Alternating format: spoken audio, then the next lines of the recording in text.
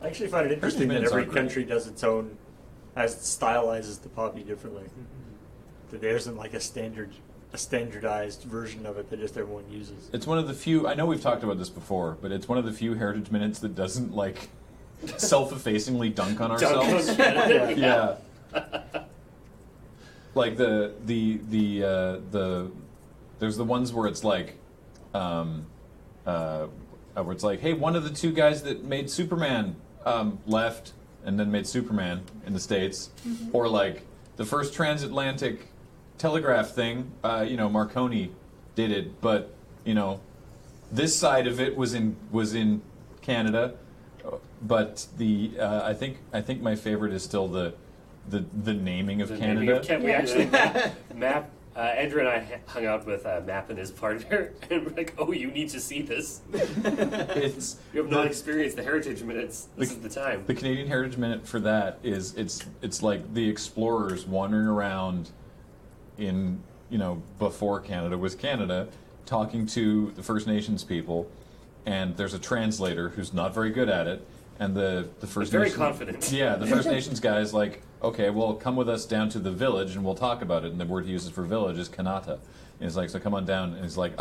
yes, he's talking about the this place is called Canada. And someone else, there's in this historical thing, someone leans in and is like, I think he means the village. And the one guy's like, no, it's this whole place is Canada. And that's how we got the name. Wasn't there one about how a Canadian invented the plastic garbage bag? Potentially. Probably. That is the thing that happened. Yeah. Now, there's some debate at my work, and I work in Indigenous relations for the government, about whether Canada actually meant the village, or it honestly just meant over there. You want to know what over there is. And it just came to become, village, because they think it's a village. And then it became Canada. The Terry Pratchett thing, which is explorers naming things by like pointing and saying, what's that? And so things are named like your finger. Yep.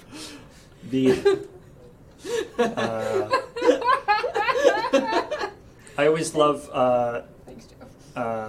The Avro Arrow one, which talks legitimately about how amazing the Avro Arrow was, which was it was a plane. It was a experimental plane that was being produced in Canada that was faster and more efficient than all the other planes that were available. Okay, the garbage bags one is a parody then, because that's Rick Mercer in it. Sorry. So you were saying. The Avro Arrow was this plane that was faster and more efficient than any other planes that were available at the time.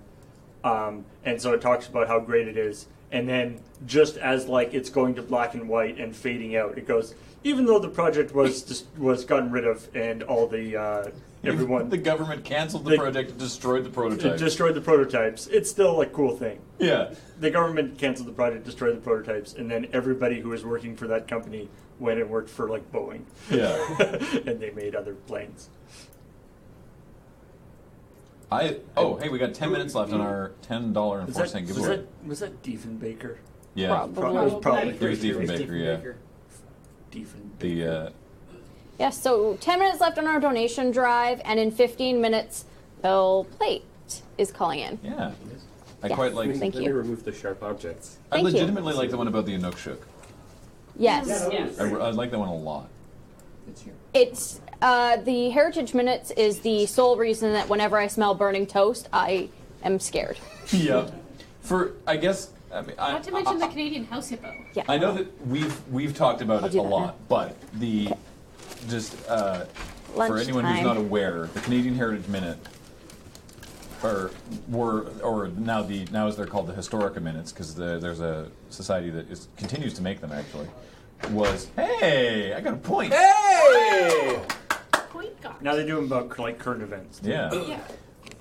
There were these 60-second clips of Canadiana and Canadian history, and the reason that we saw them so much growing up is that the CRTC, which is the Canadian Television and Radio Commission, has this rule for CanCon, or Canadian content, that a certain percentage, it's like 30% of things that you air on a Canadian TV or radio channel has to be Canadian content.